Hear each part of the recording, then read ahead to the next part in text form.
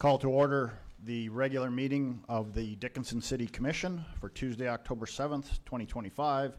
Let the record show that all commissioners are present. First item this evening is the Pledge of Allegiance.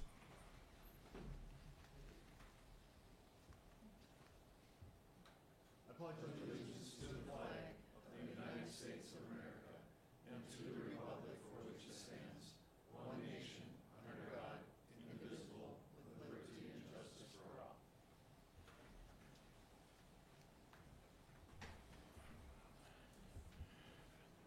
Thank you all for coming this evening. We'll begin with the order of business. Mr. Dossinger, are there any changes to the order of business? Good evening, Mr. President, members of the Commission. There's no change to the order of business this evening. Commissioners, do you have any questions on the order of business? If there are no questions, I'd look for a motion. Move to approve. I have a motion to approve. Second.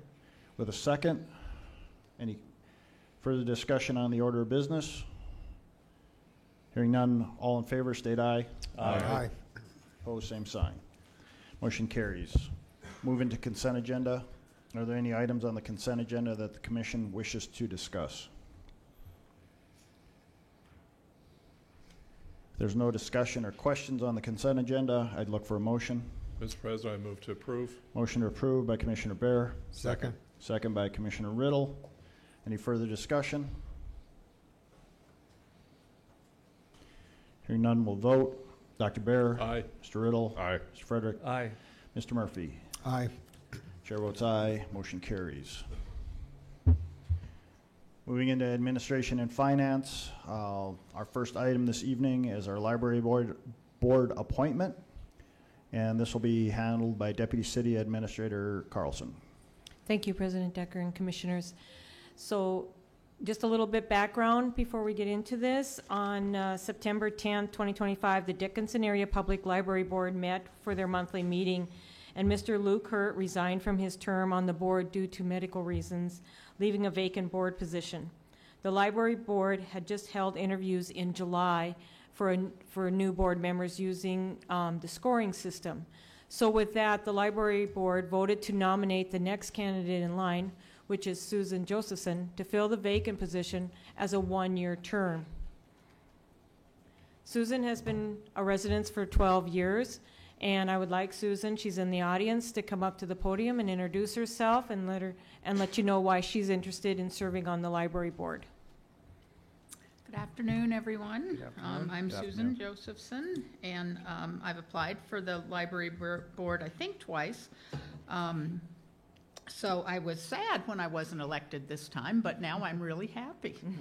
So I'm honored to serve. I will just tell you briefly, my mom was a librarian, and I've been a patron of libraries since I was 5 years old, beginning with Dr. Seuss and moving on from there to, classics and other books.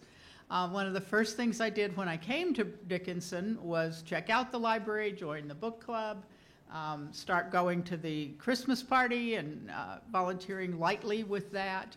I think libraries are a treasure for every community, and I think that for all ages. I love our library here in terms of the variety that it offers, and the programming is broad. And the programming really involves, in my opinion, the community in requesting and hearing what the community wants. And I think that that's a wonderful thing as well. I think it really draws a lot of people in Dickinson into the library, and so I'm delighted. I am a fan of the programming, the youth programming as well as the adult programming. So I'm delighted. Well, happy to have you aboard, and congratulations on your second attempt.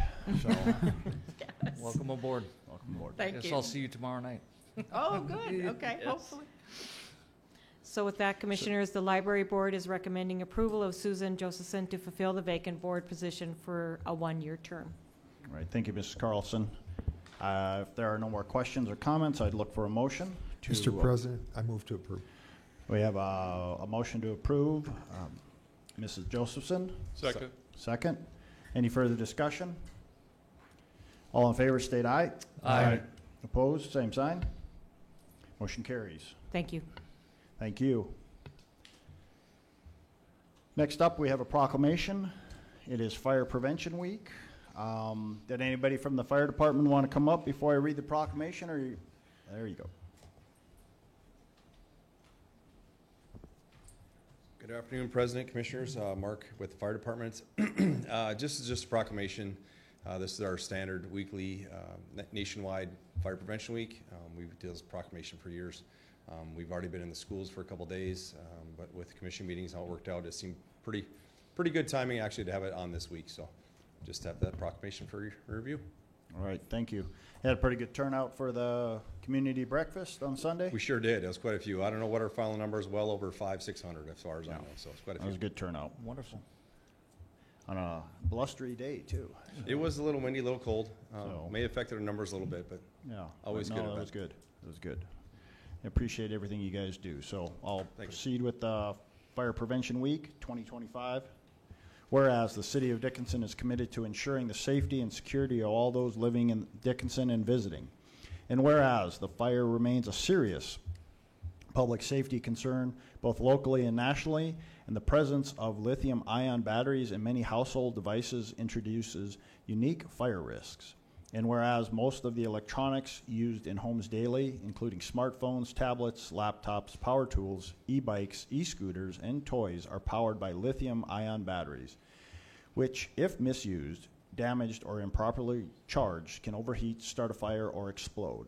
And whereas the National Fire Protection Association, NFPA, reports an increase in battery-related fires, underscoring the need for public education on the safe use of lithium-ion batteries. And whereas residents should follow 3 key calls to action: buy only listed products, charge batteries safely, and recycle them responsibly to prevent battery-related fires. And whereas lithium-ion batteries store a large amount of energy in a small space, and improper use, such as overcharging, using off-brand chargers without safety certification, or exposing batteries to damage, can result in fire or explosion.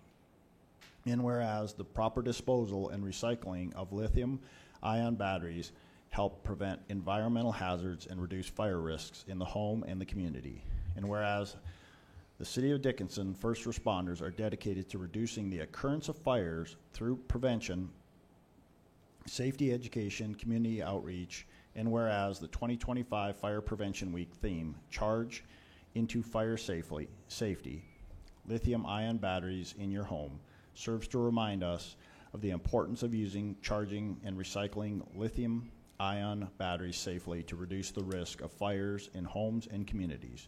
Therefore, I, Scott Decker, President of the Dickinson City Commission, do hereby proclaim this week, October 5th through the 11th, 2025, as Fire Prevention Week throughout Dickinson. In witness whereof I have hereunto set my hand and caused this seal to be fixed. I'd look for a motion. Mr. President, move to approve. We have a motion to approve the Fire Prevention Week proclamation. Second. With a second.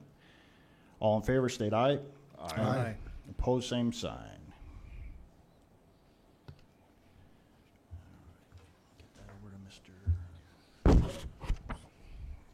And thank you again, all our employees that work in safety. I know it's been a busy summer. I appreciate all your hard work, as we appreciate all the employees and their hard work over the summer. I was at a meeting last night for the regional fire departments. We're already prepping for next year. It's only going to get busier. So, going to be interesting summer coming up. So, thank you again, everyone that worked so hard. All right, next item up is City Commissioner Board Assignments. If you saw in your packets, just have one amendment to that. I am going to be removing Commissioner Frederick from the Yoakum Museum Board. Dr. Barry, you're on that already, so maybe I'll cover down. I think you have multiple. And then I guess I just the there's one other one that we have for the, yeah, the Stark Historical has 2 on that too. And I think we could, yeah, you can cover down on that one too. Yeah. Okay, yeah. I got both. So we'll make that amendment. So, any other questions or comments?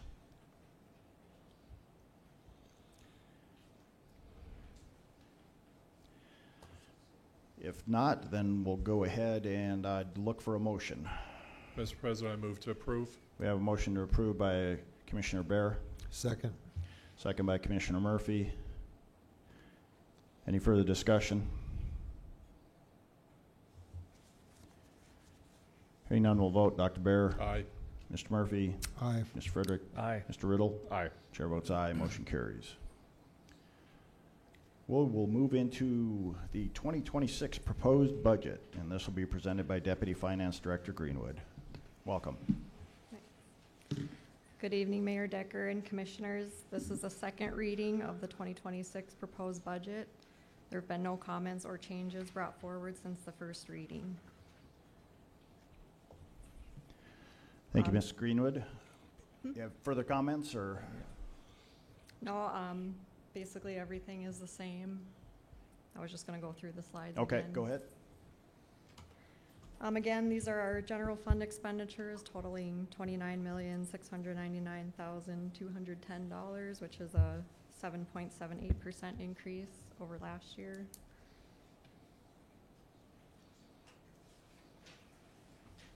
This is the balance. We will transfer $17,430,000 from our special revenue funds listed here. We plan to use about $3.4 million of cash on hand to cover the deficit.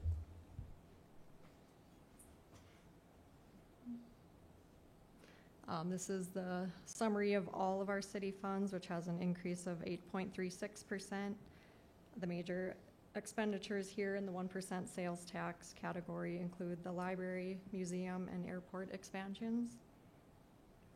And then under the debt service section, we moved capital leases into their own departments, and we also moved the SRF debt payments onto their own line. Many of the enterprise funds, we're going to be using cash on hand to cover a lot of the bigger projects like the Baylor Building and the water reclamation facility. One note I added here is I wanted to point out that a lot of these funds include transfers to other funds, so it appears to be double counting if you look at the total. Just wanted to point that out. So like the SRF payments are listed there at 5.7 million, but they're also part of the oil impact fund because that's where we're paying those out of. So the 116.5 million total down there for 2026 kind of includes some things like that. So if you take all those transfers out and just count them the one time, it's 107 million. I don't know if that was ever pointed out before, but here is a list of our personnel requests. We just have the 4 new positions that are shown in green. Our capital requests per department again here. And then the subsidy breakdown.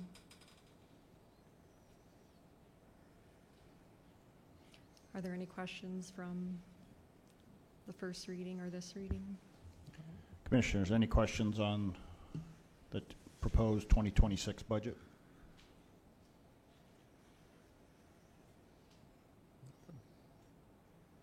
You can proceed. And then the fee schedule, no changes here. Just that we added some equipment rates for public works. We added a couple solid waste things for mattresses, and we changed the prices for the things listed there. Utility billing was just making the sewer rates match our water rates for outside city limits. And then for water and sewer, we just added a 300-foot minimum for the camera inspections and are taking off a few items. So once this fee schedule resolution is approved, these rates will go into effect January 1st.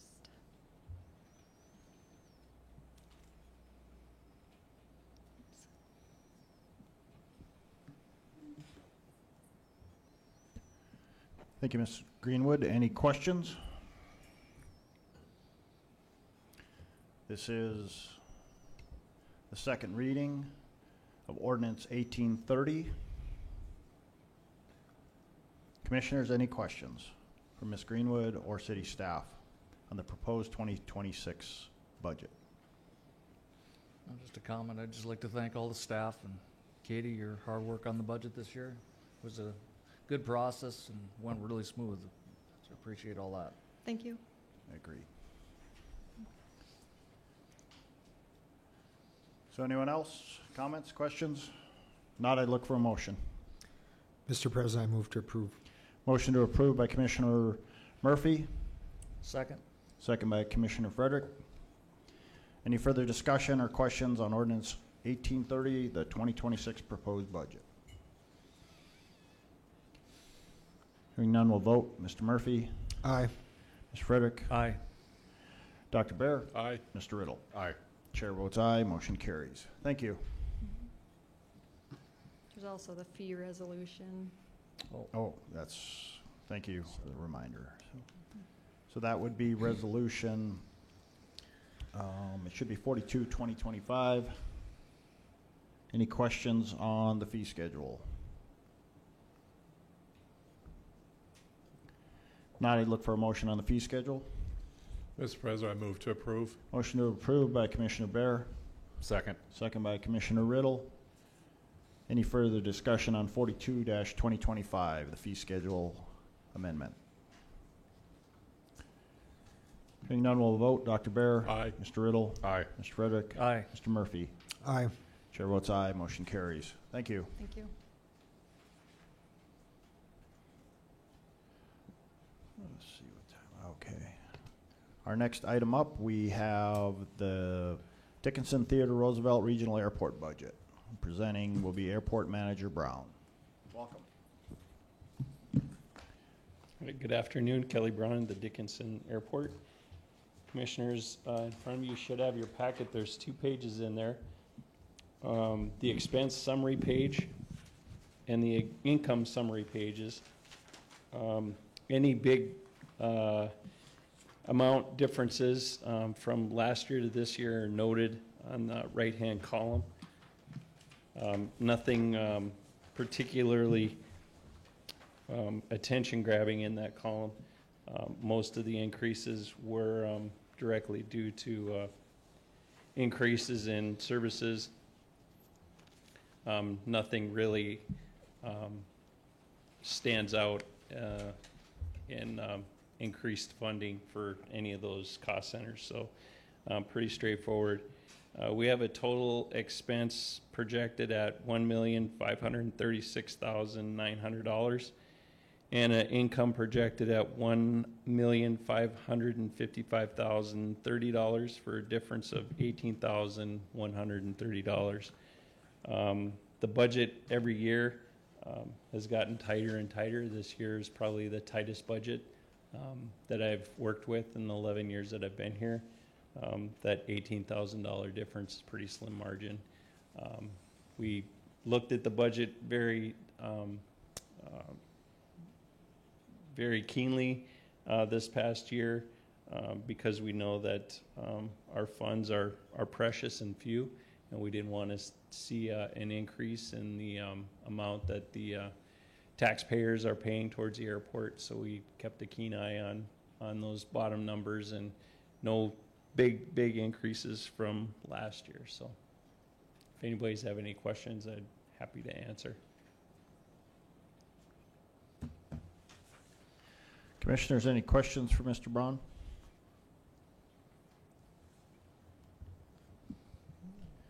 I have a question, but it's not budget related, so I'll wait. Okay. No. Any questions for the airport manager or staff on the 2026 proposed budget for the Dickinson Regional Airport?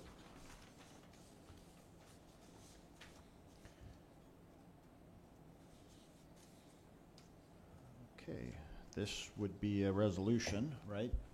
So we are on 43-2025.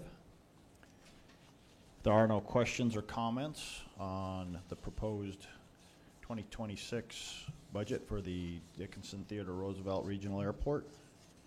I'd look for a motion. Mr. President, I move to approve. Motion to approve by Commissioner Bear, Second. second by Commissioner Riddle. Any further discussion? Hearing none, will vote. Dr. Bear? Aye. Mr. Riddle? Aye. Mr. Frederick? Aye. Mr. Murphy? Aye. Chair votes aye, motion carries. Thank you. And my question, the bids due the end of this week, right? So the bids actually were due today. Okay. They were due today by 9 o'clock. We had a bid opening this afternoon at 2 o'clock. It just came from there. We had over 50 bidders participate in that project, which is good. We don't have a bid tabulation yet. Jay Dunn will go through all those bids, make sure that they're all responsive and that everything in the bid pack is covered. And we should have a final number here in the next week or so. Was hoping to have some for the airport board meeting next week, but maybe. Well, I flew out of our current terminal, and I'll tell you what, staff did an amazing job. I flew out last week, and they did an amazing job, and no complaints. Nice, easy transition. It'll be even better with a new terminal. So you guys are doing an excellent job out there. I appreciate the kind words. I'll pass that along. You can tell TSA they were good too. Yeah, they're working without pay right now, so they may be a little extra grumpy, but we'll get through it. So, all right. There are Awesome. no more comments for Mr. Braun? No. All right, thank you. Thank you. All right, thanks, everyone. Yep. All right, we'll move into community development. We have a Chapter 16 and Chapter 62 code amendment for oil well requirements. This will be presented by City Planner Burchek. Thank you, Commissioners. Natalie Burchak, City Planner. So Community Development staff is requesting approval of a zoning text amendment to Section 16-166, Conditional Use Permits, Site Plan, and Section 16-167, Inspections, in Chapter 16 Environment of the Municipal Code, as well as Table 62-162-2, Permitted Uses by Zoning District, in Section 62-162, Development Regulations, in Chapter 62, Zoning of the Dickinson Municipal Code, in order to remove the requirements of approval of a conditional use permit and a special use permit for oil wells and resource extraction. The intention of this amendment is to align the Dickinson Municipal Code with the North Dakota Century Code requirements regarding the permitting of oil well drilling. That is the domain of the North Dakota Industrial Commission. The City Commission will not have the authority to approve or deny of special use permits.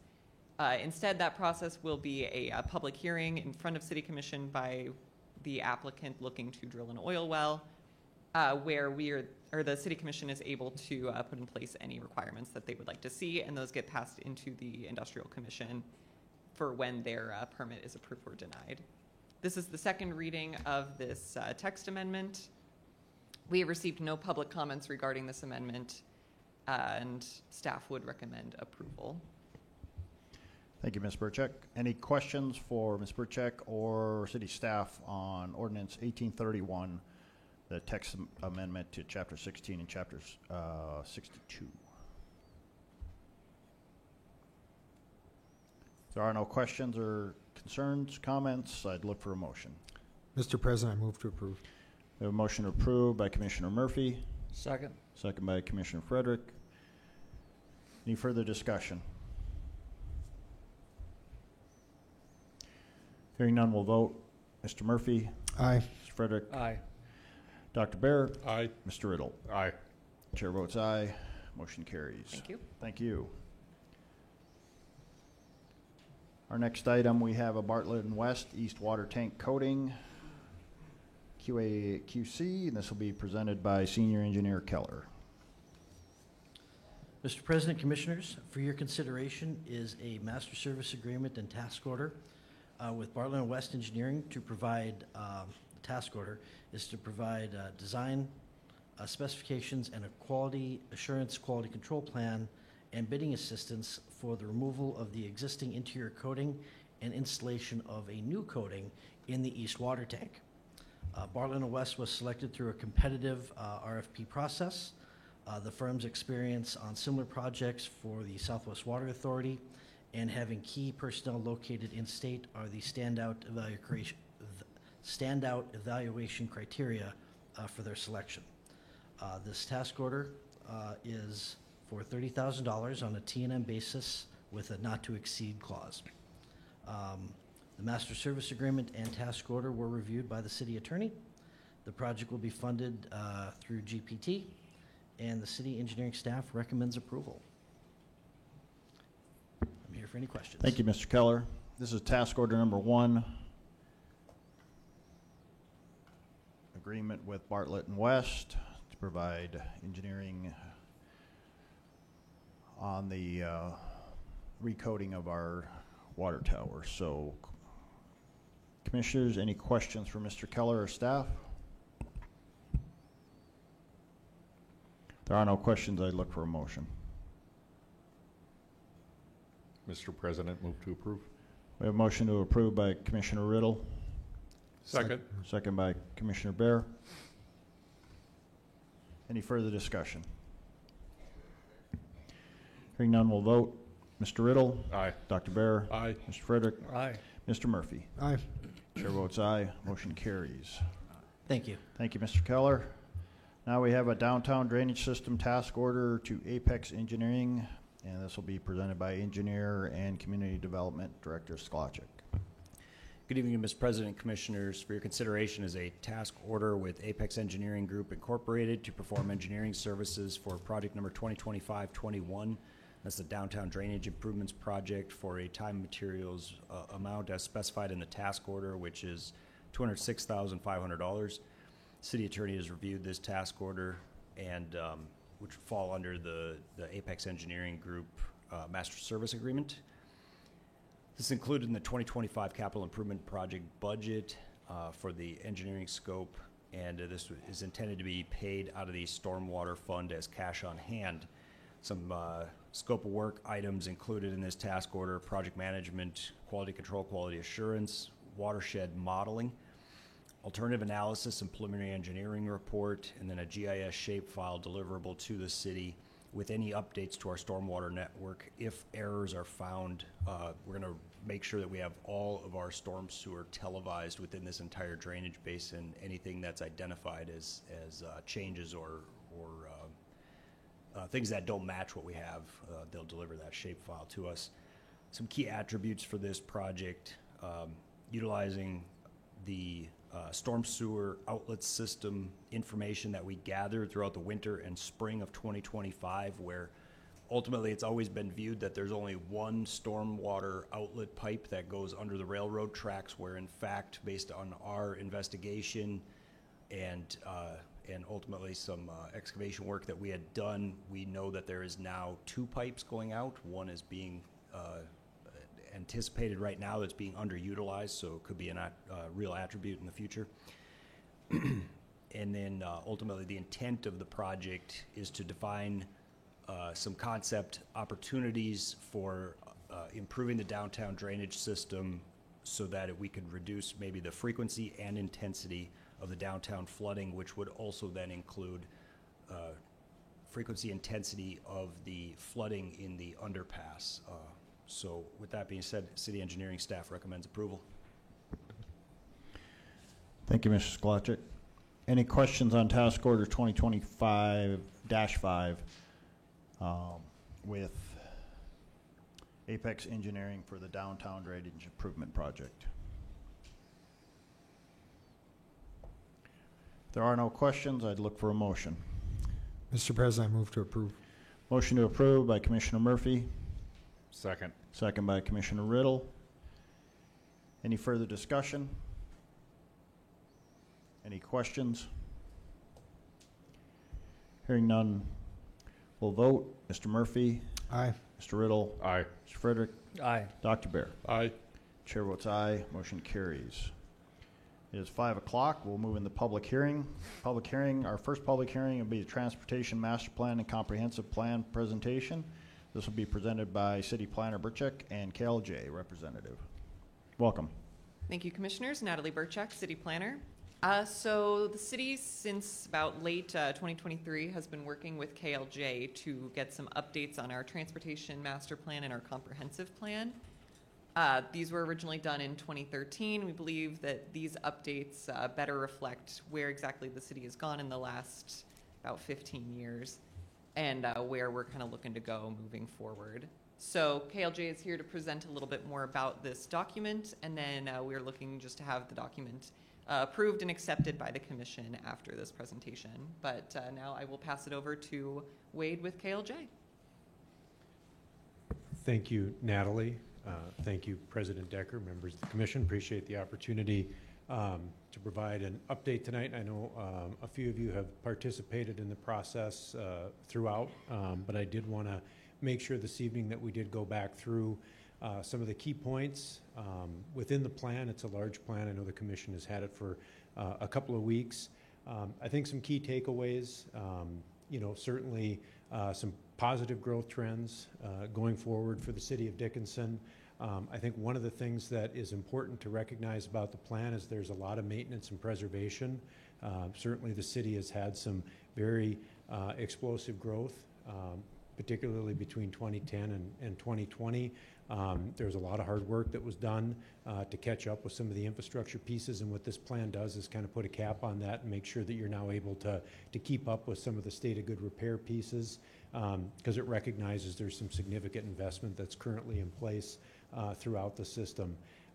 One of the pieces here is that really the projected system needs that we've forecast when we start looking at traffic and some of the other components really do fit with inside the proposal or the recommendations of this particular plan. And I think the other piece that's worth noting is, a real strong technical leadership team, planning, community development, engineering that we had the opportunity to work with over the life of this plan. Page 45 of the full plan, it's our second chapter, talks a lot about the community engagement. We really had a multi-phased community engagement process, included a community stakeholder group that we met with 4 or 5 times. It had 2 rounds of public involvement. The first round was very intensive, a lot of online social media surveys, multiple workshops. So we felt like we really did get out. We made an attempt to listen to the community, integrate some of the ideas that the community had in the overall planning process. One of the big components of the planning process is looking at growth forecasting. We use the growth forecasting process to drive a lot of the infrastructure planning. I should note that we did work with Apex Engineering on some of the infrastructure pieces. Scott Schneider and his team were fantastic.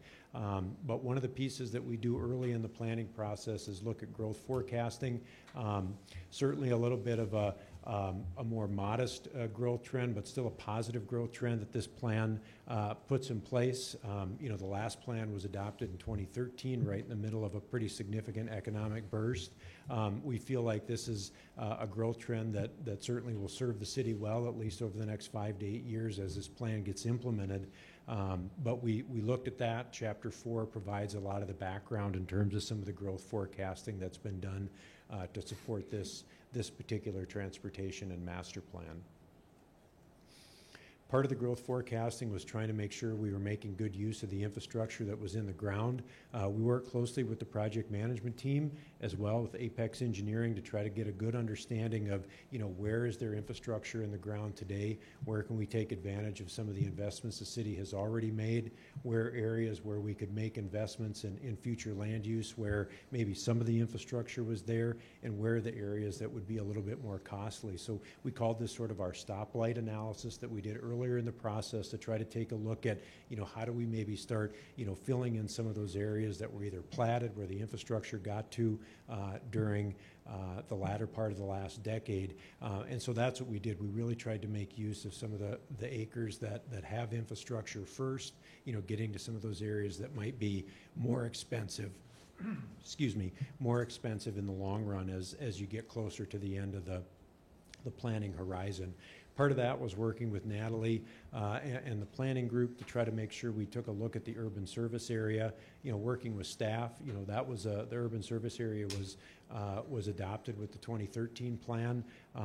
You know, it's something that the plan does recommend making some adjustments to it based on some de-annexations and some other areas that have changed, but by and large, the urban service area stays in place. And really a lot of the growth and development that we'll see based on the projections of this plan do fit inside that urban service area, certainly a boundary that was developed with the 2013 plan, that it's really meant to help guide infrastructure to areas where the city is most able to serve it cost effectively and efficiently. Housing was a component. We had a separate chapter looking specifically at housing. In this transportation plan, we took a look at renter-occupied housing, single-family housing, did a projection for future housing. What the city had requested was that we kind of take a look at the existing housing framework, you know, what's in the ground today up through 2022, doing a comparison back to the past. And then making some forecasts. We did both a short-range and a long-range forecast for future housing need by income, both for renter-occupied and owner-occupied housing. What you see here is renter-occupied housing. Make some recommendations based on the assumption that it could come up a little bit short in the long range, particularly in some of those middle to lower income rental units, and we saw the same thing, not a big gap, but just a little gap, something to keep aware of. And then also on the homeowner occupied housing, again, not a big gap, just a little bit of a gap, again, as we get towards that middle to lower income bands. Something for the city to keep in mind as you start talking about housing production coming online, you know, thinking about, again, that middle to lower income gap, you know, what we might call workforce kinds of housing, big part of the mix. Again, not a big gap, but something that, you know, the planning process does take into account. Two pieces. The next piece is really future land use. And so what you see here on your screen is kind of the study area wide. A couple things that I would point out here. It certainly pulls back a little bit from a very robust plan that was developed in 2013. One area of particular note is sort of the West Dickinson area. That was a sub-area study that was done following the last transportation and comprehensive plan. Staff felt pretty strongly that, you know, those areas, you know, the land uses that were projected there, while they may be good future land uses if that area was going to develop, having them in a future land use map as such probably wasn't appropriate. What we try to do is utilize a rural reserve, you know, particularly for a lot of those areas inside the urban service area, really to give the city a little bit more flexibility and having some controls over some of those land uses as they go forward. As we look more specifically at the areas focused around Dickinson proper, we really did do a little bit more of a parcel by parcel look at future land use. A lot of the details are in the full plan, but we did work closely with staff to develop what we hope is a good future land use plan for the city of Dickinson. Other elements within the plan that I won't go through in tremendous detail. We did take a close look at community development issues that included parks and recreation, natural history, cultural resources. Those were things that the city had asked for to give the city a little bit better perspective as far as goals and recommendations as far as some of those elements of the community. I felt like I missed the slide there, but I must not have. So a big piece of the plan is really traffic. So we developed a 2050 traffic model. That model started with, you know, existing conditions. How does the system operate today? By and large, the system operates very well. You know, some of the little hiccups that we were seeing in our existing model were things the state's kind of cleaning up now on 3rd Street or North Dakota 22 over last summer and this coming next summer. With the growth that we forecast, we run a 2050 model. You know, that points out a future of a little bit more congestion on the system. You'll see some of your north-south corridors, particularly on the business, west business loop as it approaches 94, segments of state, segments of 3rd or North Dakota 22. Not uncommon, of course, you do a 25 or 30-year forecast. I mean, really, we're just putting all the population in households. We haven't done anything to fix what the model is showing us. So what we do with this model then, members of the commission, is start to develop essentially a project list. And that's really what's in the back of your transportation book. It starts with projects that are already committed, things that are either in your short-term CIP or things that the North Dakota Department of Transportation has programmed in their STIP or their STIP, State Transportation Improvement Program. So we start with those projects. There's about 13 of them. Again, those are what we would call committed projects, so we put those into the transportation model.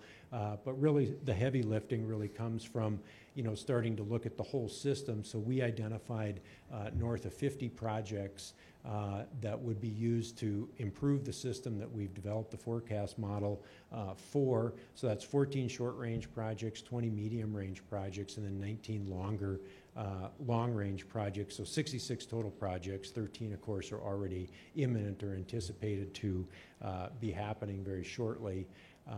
With that, then we looked at a number of kind of critical corridors, some of the north-south corridors, the east-west corridors, some of your busier streets.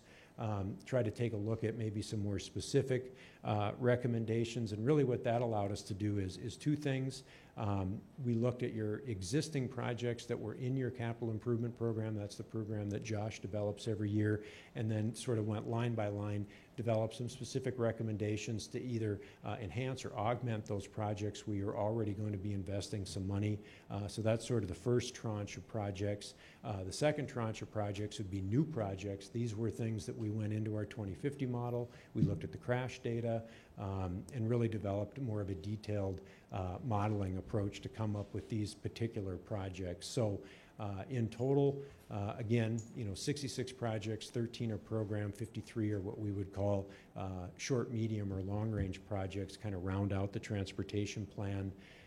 In total here, you can see what we did is we have our planned projects, and then we banded short, medium, and long-range projects with cost estimates for each of these. So still a lot of work to do. Just because you adopt the transportation plan doesn't mean that all the money's going to be there and the roads will get rebuilt. But it's a first start in terms of trying to understand, where are we at today as a community coming out of a real productive explosive era, trying to get ahead of things and build a good community going forward. I believe this is my last slide. So with that, I would pause for questions or comments. Thank you. I appreciate the opportunity. You didn't want to go through all 264 of them? No, I could though. Well, yeah. Why do we have Mr. Olet cater in then? I canceled the order of Mr. Olet. If I would have known there was food, I could have. Oh, yeah. It's thank you. Very, very detailed, comprehensive plan. Looking through it, you guys did an excellent job, and the city staff too. Thank you so much for all your work on that, and everybody that had input in the community. I think it was a great plan. It is a public hearing, so if anybody wishes to come forward and speak to the master plan, please come forward.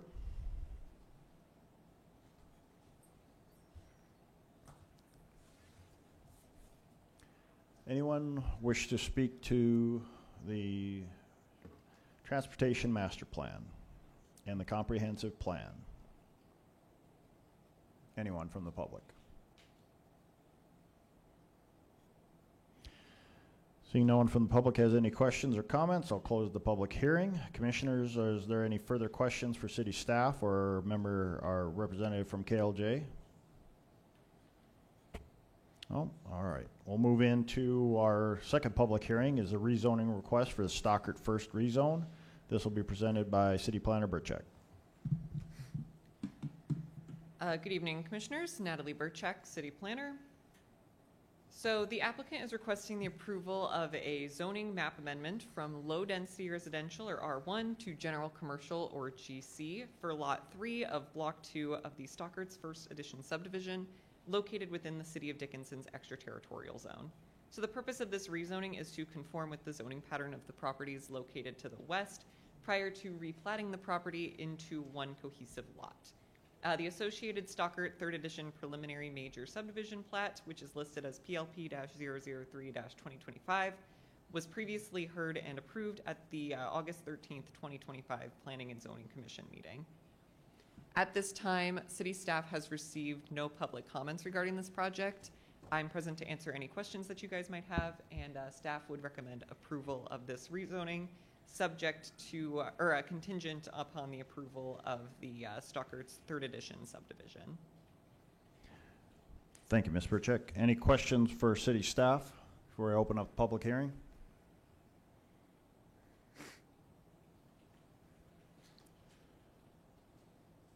This is ordinance 1832. So I will open the public hearing. If anybody wishes to come forward, has any questions, comments, or concerns with the Stockert first rezone, ordinance 1832, please come forward, state your name, and let the City Commission know your concerns or questions. Anyone from the public?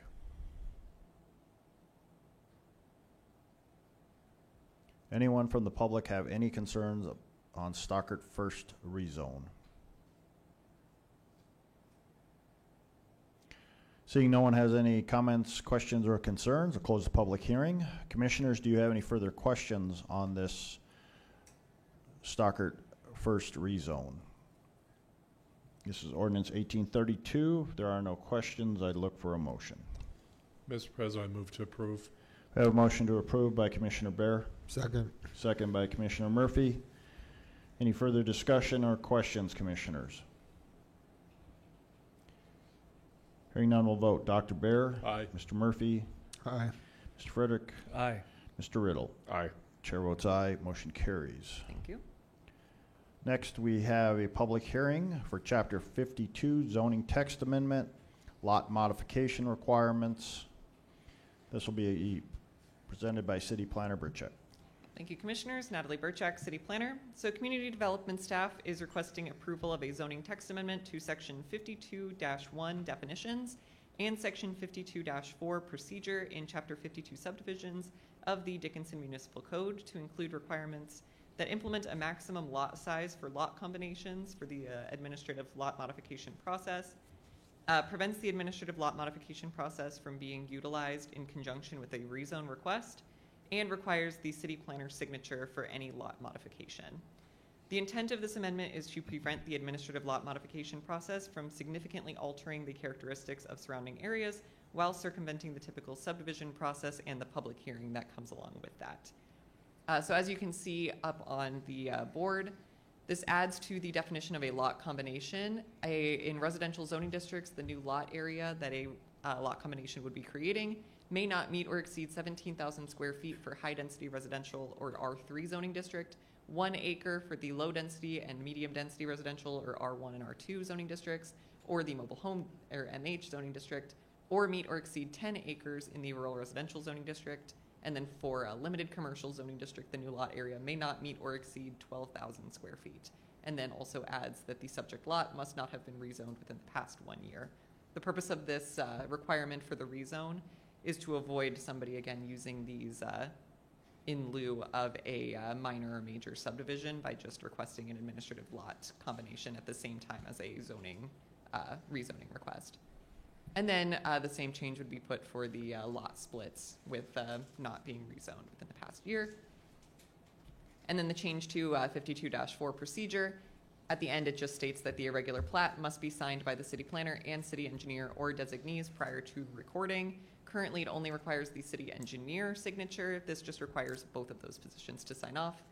And then also removes the outdated language of the city planning director to just state city planner. As of now, city staff has received public comments from Highlands Engineering questioning the necessity of the preventing these modifications from being used directly after a rezone. Again, we are encouraging that to avoid somebody using them to circumvent the minor subdivision when a rezone is already being filed. Beyond that, though, I am here to answer any questions that you might have, and city staff would recommend approval of this text amendment. Thank you, Ms. Burchak. Commissioners, you all, within your package, you saw the comments from Mr. Schrank. Yep. So to that, do you have any, before I open up public hearing, do you have any comments or questions for city staff?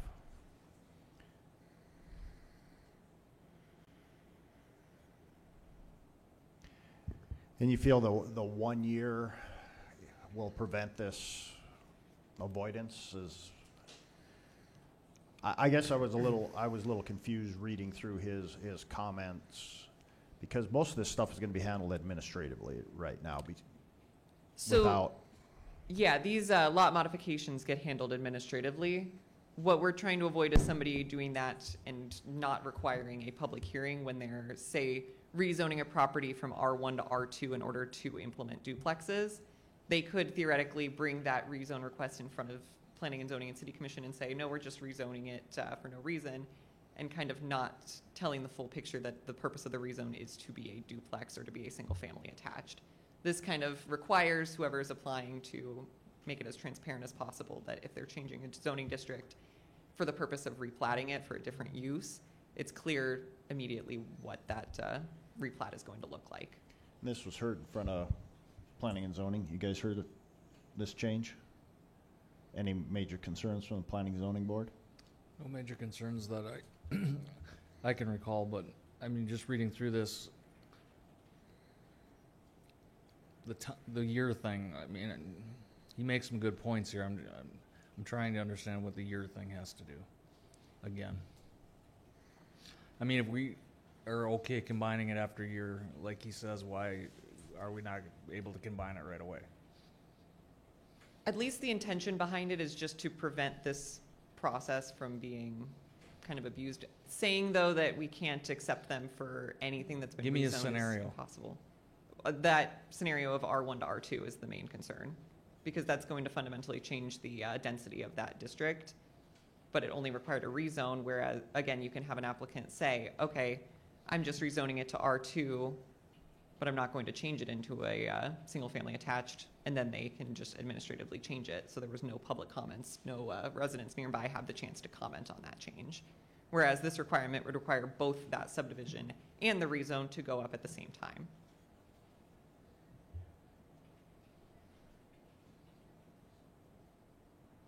So, okay, so there's two lots that are R1.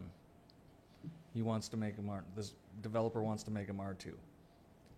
It would be in the case of one lot that's R1 that they're wanting to split into two lots, which they could do under R2 but could not under R1. But I understand that, but I'm just looking at a scenario where you have an R1 lot. If we're going to allow them to go to R2 zoning, that allows duplexes. So why wouldn't we allow them to split the duplexes in half till after a year? I think ultimately at that point, what we're trying to do is there's a commitment at that point for a year that it's not the simultaneous action, I guess, is what we were looking at. But I'm assuming that we already know what the plan is if they're going from R1 to R2. I mean, there's no reason to go from R1 to R2 if you're just building a house. It's not always clearly presented to us what the intentions are. Even in the case of a rezone. So if there's a simultaneous plat and rezone that comes before us, the intentions are far more clear rather than seeing one at a time, and then we may have thought differently at the time of the rezone. And so we're talking a lot split, not a lot combination? Either of the above fall under the category. So especially when you're going to the higher densities, is there anything else that would create a conflict or a concern with the higher density being in that area? But then we wouldn't allow them to go to R2 then, right? I mean, if we're approving the zoning to R2 for the higher density, then what's the difference if they come back and 2 months later or 6 months or 3 months later after they built a duplex and want to do a lot split? I'm not sure I understand the reasoning now. Now that I read through these comments, I mean, that happens all the time. I'm just trying to understand. If we're going to let them go to R2, why would we not let them split it then?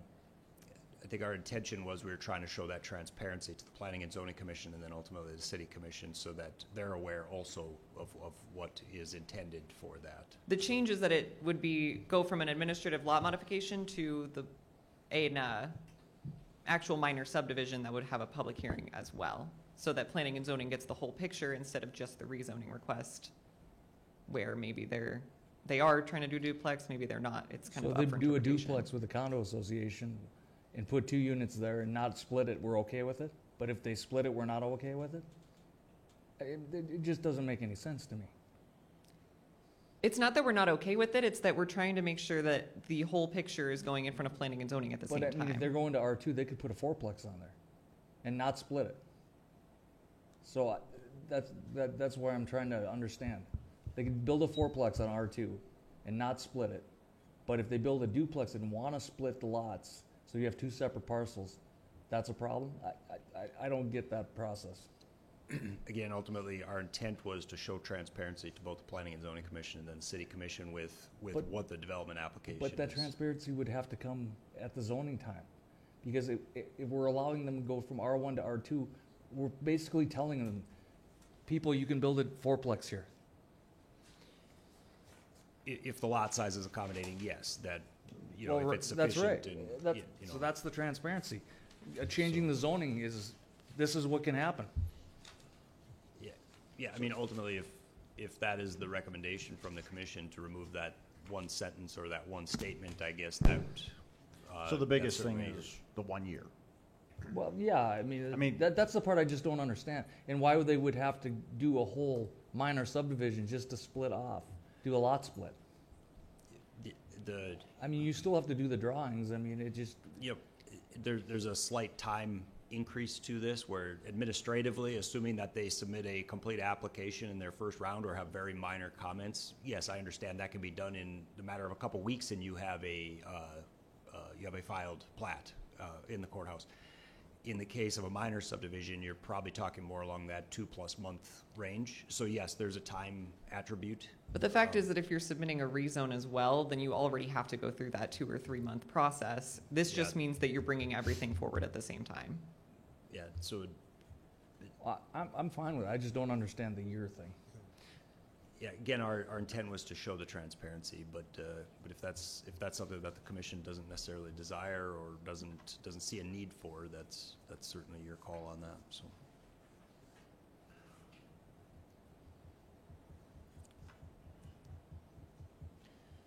So if the year's a sticking point, Would you be amenable to like a 6-month I was just, requirement? well, I was just gonna say, Yeah. 6 months would be. Well, what normally happens if they're gonna do the R2 zoning, and they're planning on building a duplex, they're gonna change the zoning, build the duplex, and once the foundation's in, they're gonna have the engineers come back and do the lot split calculations, because they'd wait till the foundation's there. So yeah, I suppose 6 months, because you can't build something in less than 6 months, so that's probably doable. I don't understand. So you wouldn't be able to do an administrative lot split then? It would have to be a full-blown minor subdivision? It would most likely fall under the minor subdivision, assuming no right-of-way dedications or other things that kick it to a major, and ultimately then that minor subdivision plat is technically a shorter duration task than a rezone, because there has to be Rezone two has to be readings 2 at readings. City Commission versus Subdivision's one at so. I would be more comfortable with the 6 month as. But I'm still. I get what you're getting at. But I mean, I'll give you an example. I just did this year. I bought 2 R2 lots. Didn't have to rezone them, but then I did an administrative lot split on those lots. Yeah, that's So, if it's, and I did administrative. I didn't have to go through the 2.5 month process. Yep. So.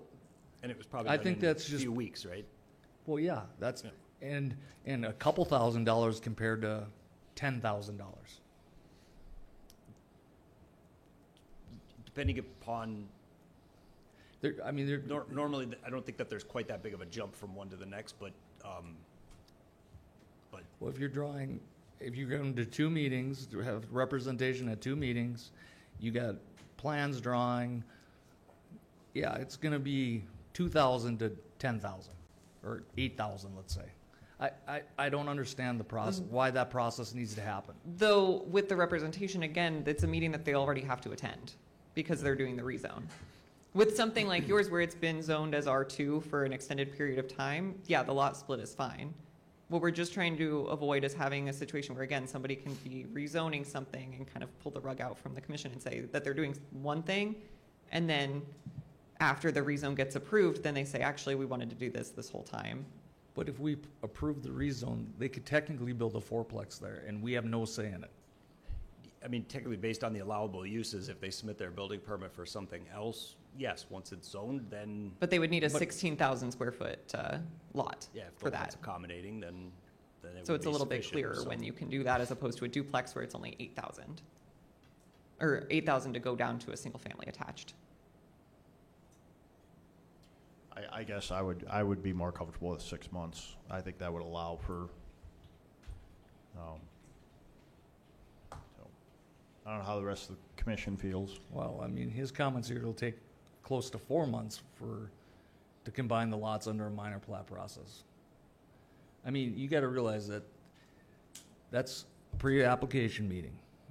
And by the time that gets all submitted on time, then you got a meeting, and then 2 more meetings to get that approved. Again, the idea is to have them, it's all one meeting because you're doing the rezone and the subdivision at the same time. But then we should just say that.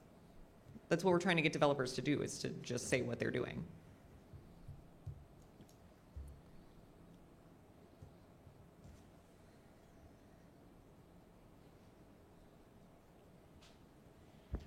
There are no further comments. Commissioners, all right, move to the public hearing. Anybody wishes to come forward, please state your name. We have our comments from Mr. Schrank from Highlands Engineering in our packet. You have any questions or comments on ordinance 1833? Again, this is a zoning text amendment for lot modification. Please come forward. You have any questions, comments, or concerns?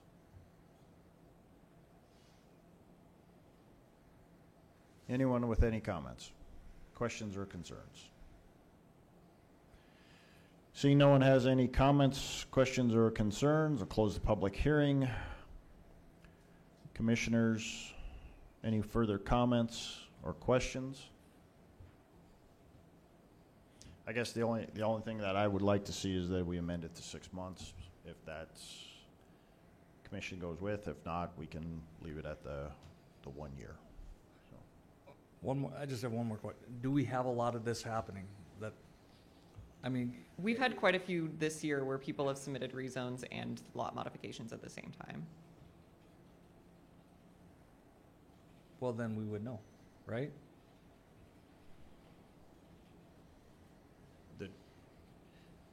What their intentions are.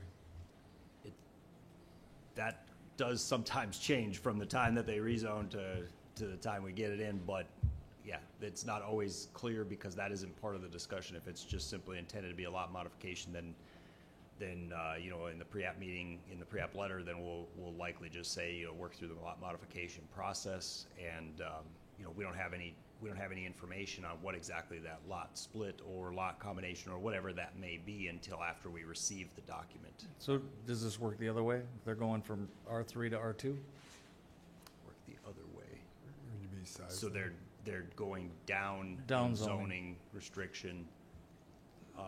If they be either combining, So they're taking an R3 lot and gonna make it R2 and build a duplex on it and then split it. Would this be the same process then?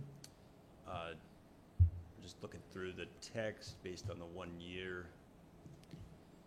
I mean, fundamentally, I would think yes, it would be yes. any change in zoning district, you would have to wait that 1 year or 6 months. Yeah, so I would say any rezone is the way that it's currently written. So regardless whether you're going up or down in your zoning district requirements, that's the intent, so. Okay. And right now, this is just applying to residential, right? This section? Lot modifications can be used residentially and commercially. Commercial, okay. Mhm. Yeah. We don't see a lot of that, though. We see more residential. There's been a few commercial lot modifications, but very few of them have been done with rezones. Although that's another thing that we would like to curtail, especially if you're changing. I'd commercial just like to hear a districts. scenario where this would be, where it's a problem for us.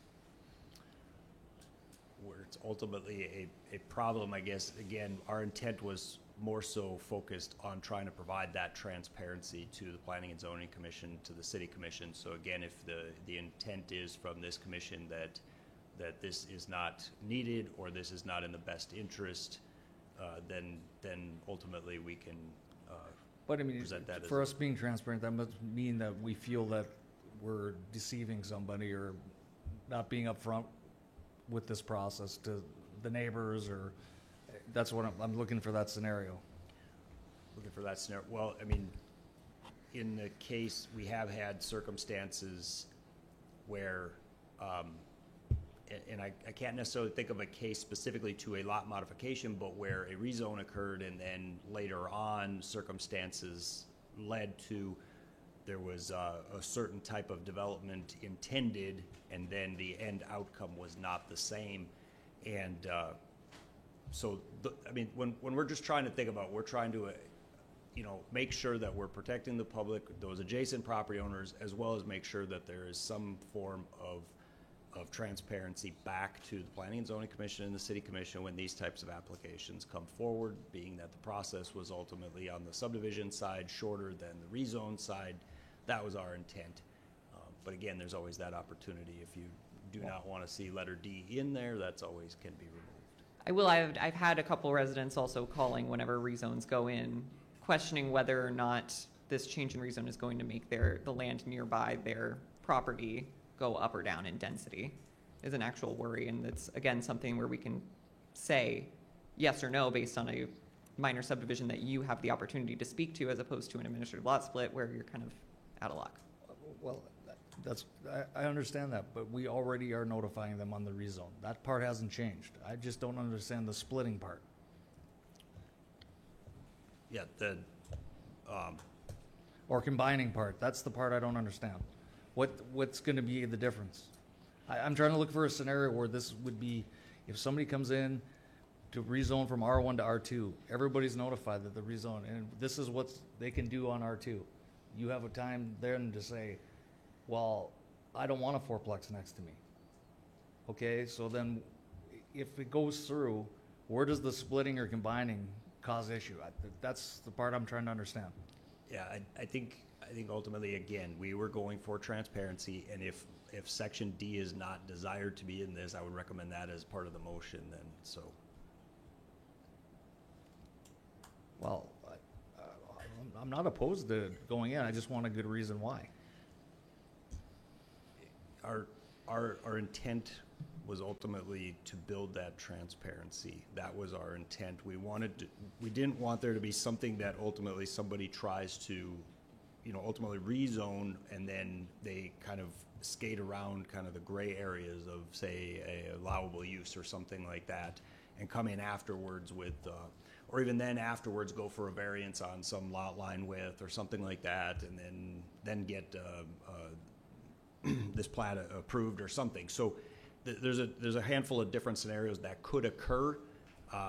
They may not even have the variance request in. In those cases, the adjacent lot owners are notified as well for a variance. So that'd be another opportunity that they'd be, able to be notified that something's changing. So that would be an indicator that the lot line would be narrower than what's in the municipal code. Those are the scenarios I can think of ultimately.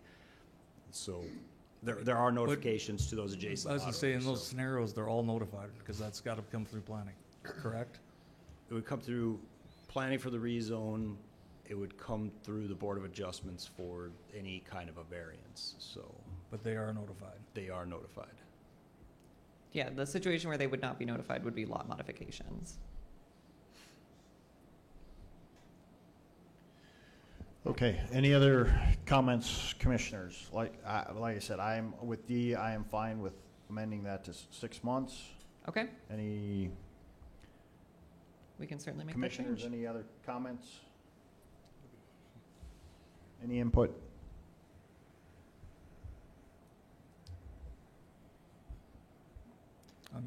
I'm willing to try it, but I'm just trying to understand the reasoning.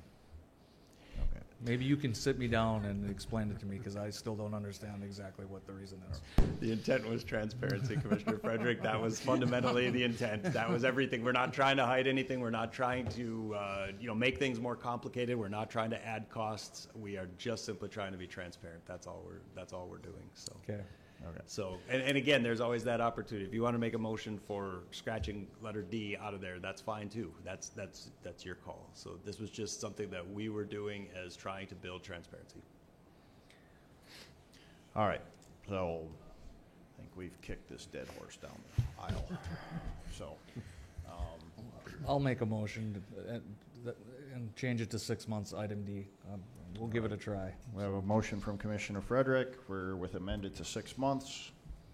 I'll second that. Second from Commissioner Murphy. Any further discussion?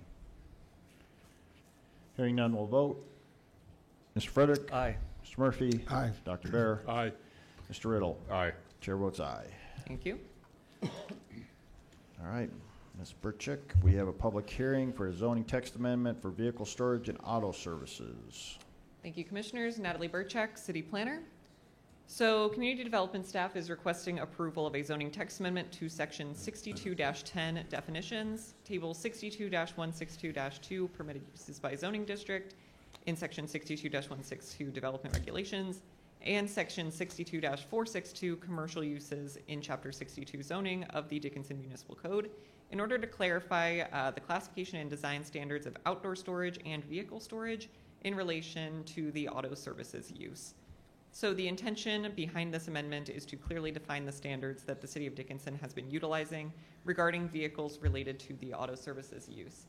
So the changes to these definitions are in Section 62-10. The outdoor storage definition has been amended to add that motor vehicles, regardless of their mechanical state of operability, shall not be subject to the parameters of this section, even when serving as the product of the primary use of a site. This amendment to Section 62-162 eliminates the vehicle storage use. As you see, vehicle storage short-term and vehicle storage long-term are both already included in this table.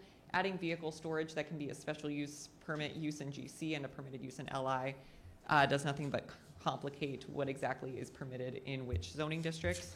So striking that use as it's already covered by these two definitions. And then also adding for the auto repair, equipment repair, and body repair definition in Section 62-469 commercial uses, motor vehicles, regardless of their current mechanical state of operability, are not classified as outdoor storage and shall fall under the same screening parameters as the vehicle storage or short-term use. So this means that screening of these vehicles would not be required up until they have been stored there for over 21 days without being used or moved, in which case they would fall under the vehicle storage long-term use. Like I mentioned, the intent of this zoning text amendment is to clarify exactly how the city has previously been enforcing this ordinance, considering motor vehicles not as outdoor storage, but as vehicles, even when they are being operated at auto repair shops. City staff, prior to the September Planning and Zoning Commission meeting, sent out a total of over 500 letters to any residents within 300 feet of the 26 auto services businesses in town. We received a total of about 11 phone calls from residents, mostly looking to clarify what exactly this amendment does. We've had a total of 2 people oppose this amendment, one of which was the letter that was included in your packet about an hour prior to this commission meeting. City staff is present to answer any questions that you might have about this text amendment, and staff recommends approval of this amendment. Thank you, Ms. Burchak. Any questions? And this will be ordinance 1834. Again, there was a late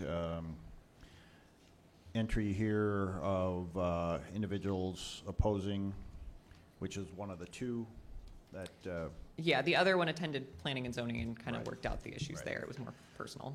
So, are there any questions before I open up the public hearing? Not, I'll open up the public hearing. If anyone wishes to come forward, please state your name. Let us know your concerns, questions. On 1834, this is the Chapter 62 zoning text amendment for vehicle storage and auto services. Anyone have any concerns or questions? Anyone with any questions?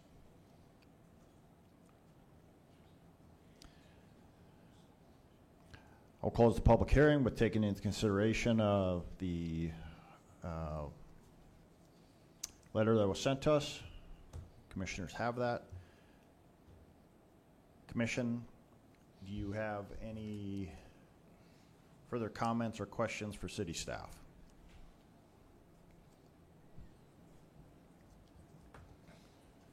There are no comments or questions. This is ordinance 1834, and I would look for a motion. Mr. President, move to approve. We have a motion to approve by Commissioner Frederick, Second. second by Commissioner Bear. Any further comments or questions? Hearing none, we'll vote. Mr. Frederick? Aye. Dr. Bear? Aye. Mr. Riddle? I like the way the ordinance was. I'm going to be a no.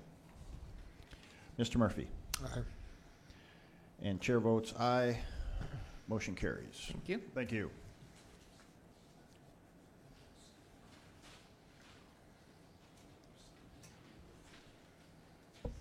We will move back. Let's see. We had the last thing was our Apex Engineering is that we covered, right? Downtown drainage. So we are on to demo bids. Ms. Stewart's just ready to go. Code Enforcement Officer Stewart, you have some bids for us. Yes, good evening. Tiffany Stewart, Code Enforcement Officer 2 for the City of Dickinson, here to discuss the bids for the demolition of the structure located at 22 South 10th Avenue West. This property was approved by the City of Dickinson Commission in May of 2025 to move forward with this demolition. The cost of the demolition along with the landfill costs will be assessed directly to the property. We received 3 bids, and the Building and Codes Department recommends moving forward with the lowest bid from Prairie Paving and Maintenance of $28,000.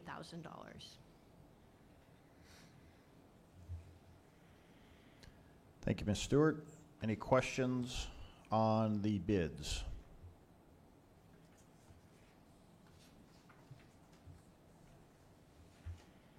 It's quite a range there. That's what I was thinking. 28 to 119. Any other comments or questions? Not, I'd look for a motion. Mr. President, I move to approve. We have a motion to approve, and this would be resolution.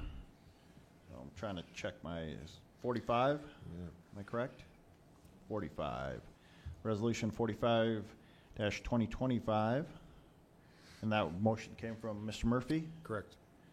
with a second from? Second. Second from Mr. Riddle, Commissioner Riddle. Any further discussion? Hearing none, we'll vote. Mr. Murphy? Aye. Mr. Riddle? Aye. Mr. Frederick? Aye. Dr. Bear? Aye.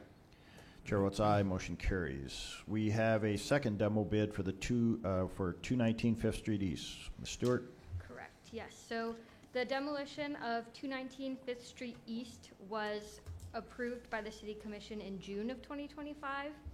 The bids will also include the removal of miscellaneous junk items at the property to get it cleaned up. Vehicles at the property have already been tagged and will be removed prior to the demolition. The cost of the demolition, along with the landfill cost, will be assessed directly to the property, and the Building and Codes Department recommends moving forward with the lowest bid from Total Control of $8,800. Thank you, Ms. Stewart. Any comments or questions for city staff on the bid for 219 Fifth Street East? This will be Resolution 46-2025. If there are no questions, I'd look for a motion. Mr. President, I move to approve. A motion to approve by Commissioner Bear, Second. second by Commissioner Riddle. Any further discussion? Hearing none, we'll vote. Dr. Bear? Aye. Mr. Riddle? Aye. Mr. Frederick? Aye. Mr. Murphy? Aye. Chair votes aye. Motion carries. Thank you. Thank you. And we'll move into our monthly report. Mr. President, Commissioners, monthly report for engineering and community development. Starting with the planning group, City of Dickinson has received a total of 27 individual development applications, including 8 plats, 4 special use permits, 6 zoning text amendments, 3 Renaissance zone applications, 1 future land use map amendment, and 5 zoning text amendments. We've received a total of 17 lot modification requests this year and 6 applications for the Dickinson Revitalization Program. So good to see community members are utilizing that new program that was first issued this year.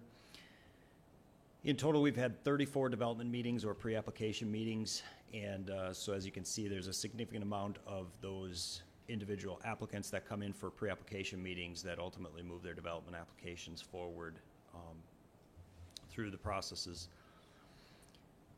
Moving on to building and codes, we've got the tables for building permits that have been paid and picked up. We have the split for city, individual, and then also those that are administered through the county, being that the building department is contracted through the county to do the building permit reviews and inspections, and then the total fees for those building permits that have been paid and picked up, and that data is through September 29th, 2025. We did provide a code enforcement update. So the data that's available in this slide is specific to the weed board meeting that occurred in August of 2025, and then ultimately this information was provided to the state to meet the state requirements. There's been a total of 807 individual weed and grass violations submitted just this year, and some other additional statistics on different violations that have been sent out by our code enforcement team. Going ahead to engineering, so those projects that are currently under construction, did list those as greatest percentage complete down to least percentage complete. So starting off the Dickinson High School water main extension, that's 95% complete. There's a little bit of work remaining for the construction season of 2026, but that's planned to be completed then.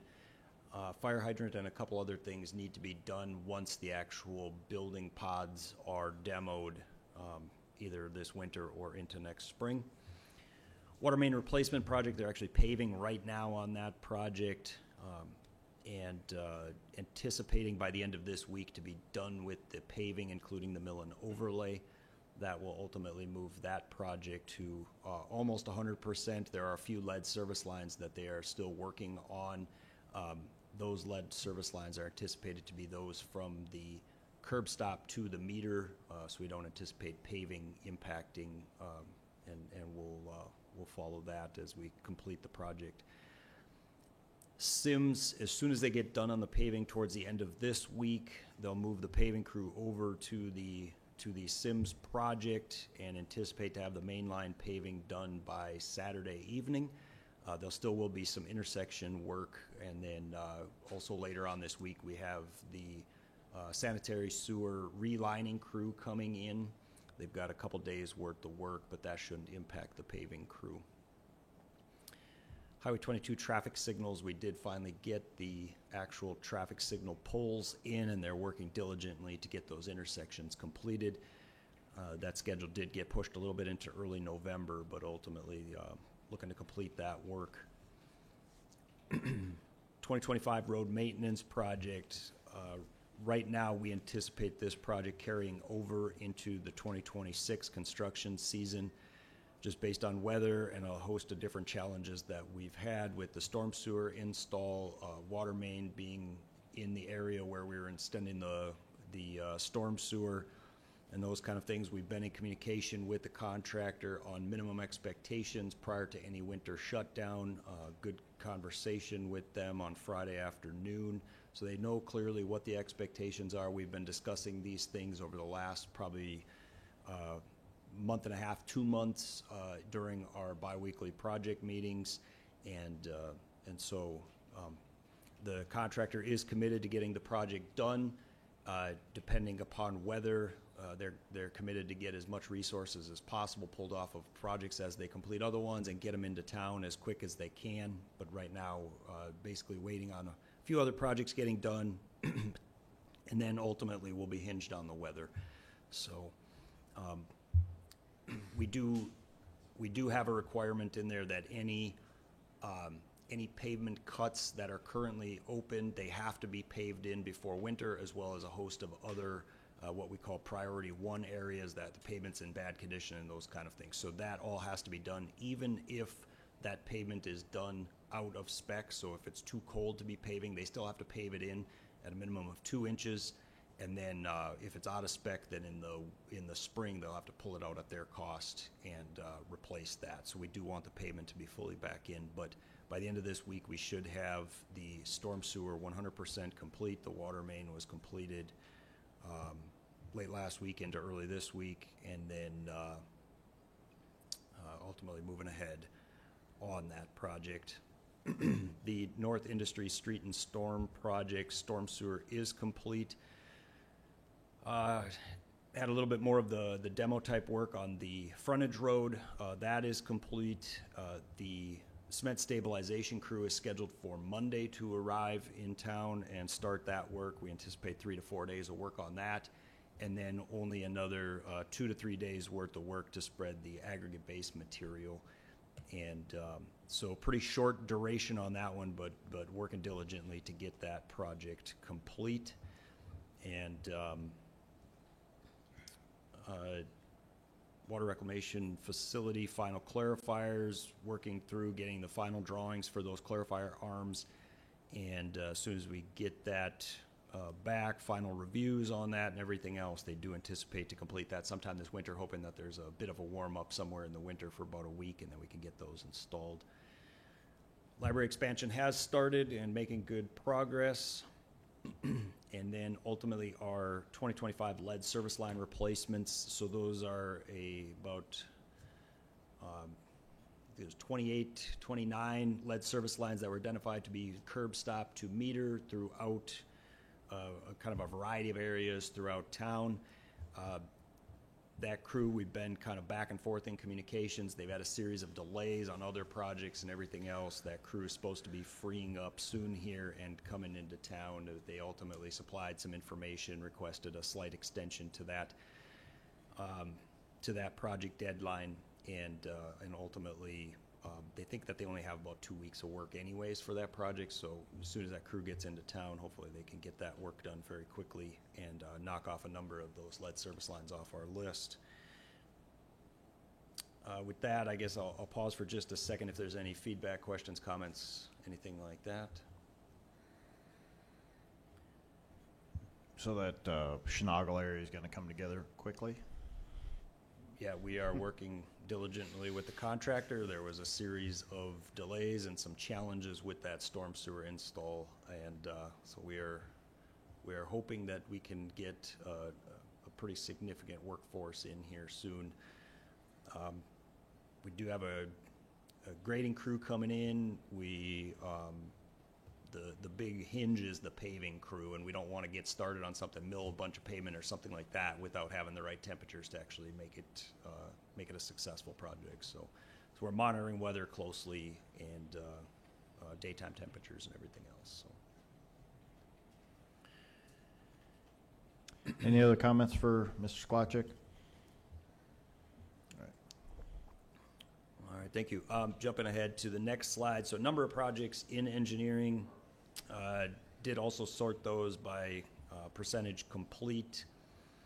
A number of them are either 100% complete or very near to complete, and so that's good to see that list shrinking and getting a number of projects done and ready for next year's construction season, and continue to make progress on a whole host of other projects as we work through the engineering on a number of these. So And then with that, GIS, updating a number of different features within the different publicly available maps, such as some of the zoning subdivisions and future land use map information. We'll be incorporating some of the attributes of the future land use map and those kind of things. The urban service area boundary that has been updated with the transportation master plan and comprehensive plan, that'll get updated and put into our mapping. And then our Daryl, our GIS staff person, he has completed the enterprise software version upgrades, and so that's a nice task behind us. That was a pretty challenging task to complete. And working with Eagle View to ultimately get a 1-inch pixel imagery for next year's flight. And that's something we anticipate having on the next agenda for the city commission to review and approve. But 1-inch pixel, that's a pretty detailed imagery. So pretty amazing, the technology availabilities and everything else. With that being said, I stand for any questions. Thank you, Josh. Any questions for engineering? Community development? All right. Move. There's no one signed up for public comments this evening. So move into commission comments. Commissioners, any comments? Mr. President? Commissioner Bear? I'd like to start out with giving Mr. Prouse and Jake a thank you for giving my wife and I a tour of Public Works. Had an awesome time. There's a lot goes on behind the scenes that people don't understand or know that it takes to run this city. So that was a pretty good tour. I enjoyed that. I especially liked giving the remote control mower a little run for its money. I still think I could do that for a part-time job. So that was kind of fun. And I didn't run it into the building or a truck. I just wanted to make so thank you. I also want to make the commissioners aware that the League of Cities recently did one of their webinars on the updates to open records and open meeting laws. And there's some information in there that I think the commissioners need to be made aware of, so that when we have people contacting us, we're within the law when it comes to talking to them regarding open meetings. Just wanted to make you aware that you can go to the League of Cities site and download that webinar. And then the other issue I had is when it comes to the various departments coming up here and they're presenting, sometimes it is said that that city staff approves of a certain project. And I think sometimes general public gets confused, like when that's being said, that means the entire city staff is approving of that project. I think it would be better if whatever department is presenting, and I've heard Josh say it, engineering proof. Our engineering staff recommends approval, or public works staff recommends approval of this item.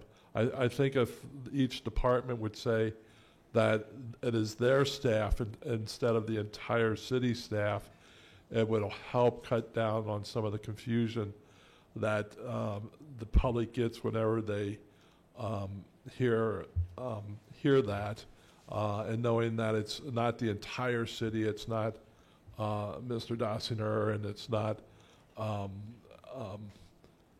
the rest of the staff approving it. I just think there's some confusion there, and it would be better if we just maybe be more specific. That's my opinion, but that's all I have. Thank you, Commissioner Bear. Anyone else? All right, I'd look for a motion to adjourn. So moved. Second.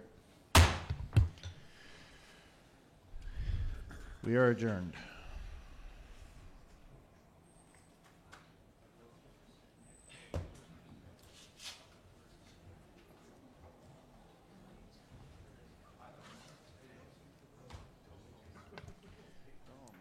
WDEA tomorrow, Western Dakota Energy. We'll see what they're gonna put out on the, I guess, eastern part of the state wants to change the funding formula for us.